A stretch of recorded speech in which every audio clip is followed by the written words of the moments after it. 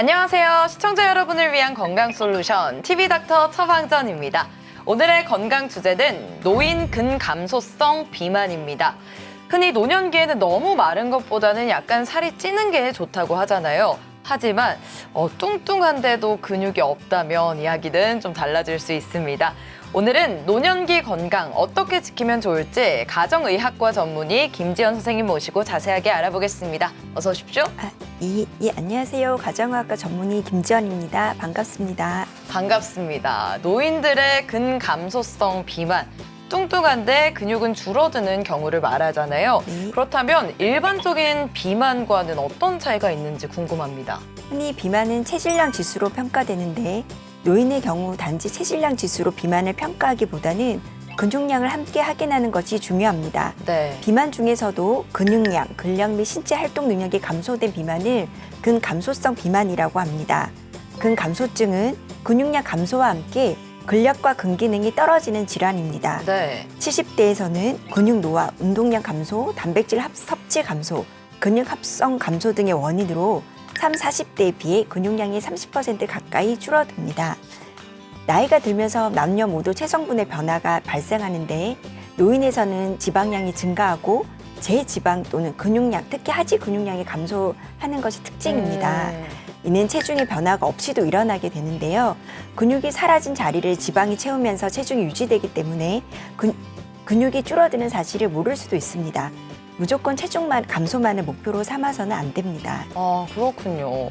나이가 들수록 우리의 몸의 근육이 저절로 줄어드는 걸로 알고 있습니다. 그렇다면 언제부터 근육량이 본격적으로 감소하기 시작하나요? 네, 대략 40대 이후부터 근육량 감소가 시작이 되어 70대까지는 매 10년마다 8%씩 감소를 하고 그 이후로는 매 10년마다 15%까지 감소하게 됩니다. 네. 특히 하체 근력은 70대까지 매 10년마다 10에서 15% 정도 저하가 되고 그 이후로는 매 10년마다 25에서 40%까지 감소하게 됩니다. 그렇군요. 시간이 지날수록 점점 퍼센티지가 커지네요. 네. 그렇다면 보통 체질량 지수를 통해서 우리 몸의 체지방을 측정하는데 노인 근감소성 비만의 경우에는 우리가 어떻게 알 수 있을까요? 이 체질량 지수는 제지방량 감소로 인해서 신체 지방의 정도를 낮게 평가할 수 있고 네. 척추뼈 몸통의 감소와 척추 후만으로 인하여 신장이 줄어들면 상대적으로 신체 지방의 정도를 높게 평가하게 되기 쉽습니다. 이런 관점에서 노인의 비만을 진단할 때는 허리 둘레가 체질량 지수보다 더 도움이 될 수 있습니다. 감소증 진단은 근육량과 근력 그리고 기능 이 세 가지를 어떻게 평가하고 기준을 잡느냐로 정의하고 있습니다. 근육량은 MRI나 DXA에 의해서 근력은 악력을 측정하고 기능은 4m 보행 속도를 기준으로 측정하고 있습니다.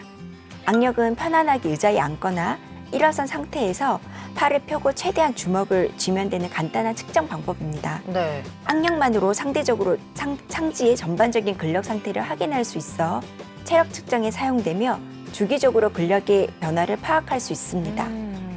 그렇군요. 그렇다면 스스로 근감소증 비만인지 인지할 수 있는 자가 진단법 같은 게 있다면 좀 알려주세요. 이 근감소증 평가 시 4m를 5초 미만의 속도로 걸어야 하며 10m는 12.5초 미만으로 걸어야 건강한 보행 속도를 할 수 있습니다.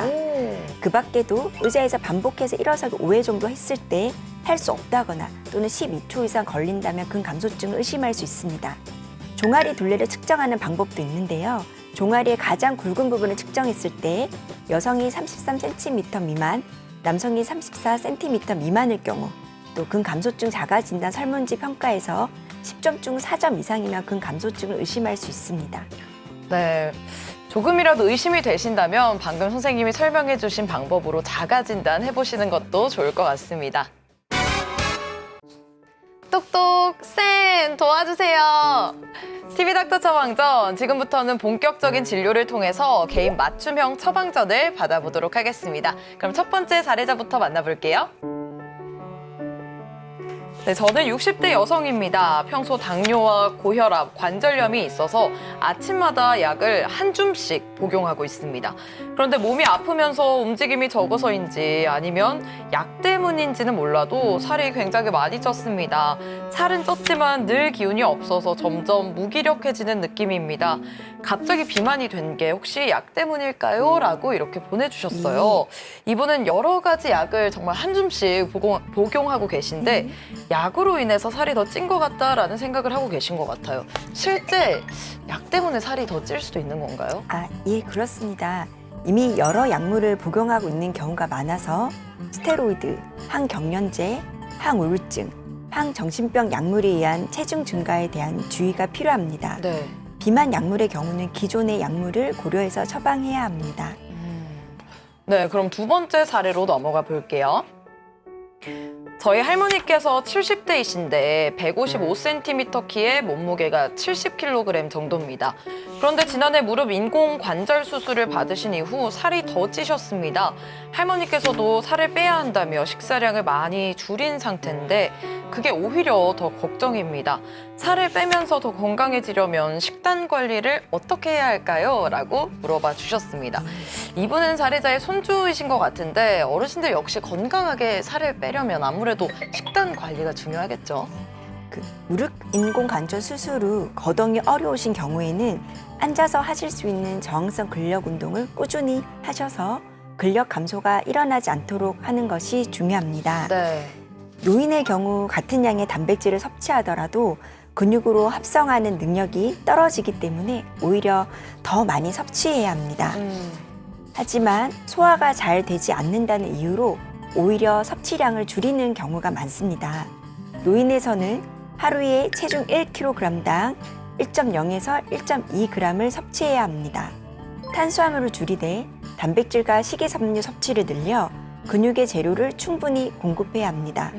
특히 필수 아미노산, 특히 루신 함량이 풍부한 소고기나 어류, 콩과 식물식품을 매일 섭취를 하시고 단백질 섭취를 3끼니 전반에 걸쳐서 고르게 나눠서 섭취하시는 것이 좋으실 것 같습니다. 네. 근감소성 비만 노인의 경우 식사 제한과 운동을 병행하여 제지방을 유지시키는 것이 체중 조절에 있어서 중요한 핵심입니다. 네, 여러분은 지금 TV닥터 처방전과 함께하고 계십니다. 네, TV닥터 처방전 계속해서 노인 근감소성 비만에 대한 이야기를 좀 더 나눠보도록 하겠습니다. 앞서 여러 가지 사례를 봤는데 노인 근감소성 비만에 우리가 특히나 주의를 기울여야 하는 이유가 있을 것 같아요. 어떤 건가요? 이 근감소성 비만은 신체 활동 및 일상생활 수행 능력을 감소시킵니다. 골관절염, 특히 무릎 골관절염과 상관관계를 가지며 골다공증, 낙상 증가와도 관련이 있습니다. 노인의 근감소성 비만은 비만이 있는 경우에 이상 지질혈증, 제2형 당뇨병, 심혈관 질환을 증가시키며 암, 사망률 증가와 관련이 있다는 연구들이 있습니다. 네. 단순 근육량보다는 근력 감소가 사망 장애에 더 강력한 예측인자로 알려져 있습니다. 그렇군요. 노년기에 이 근육이 감소하는 걸 막을 수 있는 건강하고 또 좋은 운동 방법이 있다면 알려주시면 좋을 것 같아요. 이 노인에서 근감소성 비만의 운동은 유산소 운동과 저항성 근력 운동으로 나눠볼 수 있습니다. 네. 유산소 운동으로는 매일 30분씩 또는 이틀에 1시간씩 숨찰 정도의 속도로 걸으시고 근육의 크기를 키우기 위해서는 집중적 저항성 근력 운동, 예를 들면 스쿼트나 플랭크, 아령 등의 운동을 이틀에 한 번 정도 혹은 매일 짧게라도 실천을 하시면 도움이 되실 것 같습니다. 네, TV닥터가 전하는 건강 처방전 다시 한번 정리해 볼까요?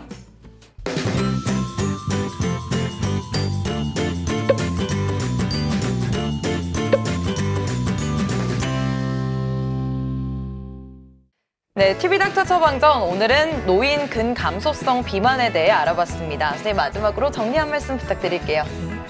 근감소증은 심하게 진행하기 전에 조기에 찾아내 관리하는 것이 중요합니다. 근육량이 이미 지나치게 적어지고 근육량 저하로 인한 관절 기능 저하, 전신 컨디션 저하, 일상생활 유지 기능 저하 등이 동반된 경우에는 영양이나 운동요법의 시도조차 어려울 수 있습니다. 따라서 최근에 반복적으로 낙상하거나 급격한 체중 감소, 평소에는 들 수 있던 물건을 들지 못하거나 오르막 내리막 계단 등의 이동에 어려움을 느낀다면 병원을 찾아 평가와 진단을 받는 것이 중요합니다. 네, 건강한 몸을 지키기 위해서는 근육을 지키는 게 가장 중요할 것 같습니다. 선생님, 오늘 말씀 고맙습니다. 감사합니다. 네, 저희는 다음 주 이 시간에 더욱 알차고 유익한 처방전 가지고 다시 돌아오겠습니다. 오늘 하루 더 행복하고 건강하세요.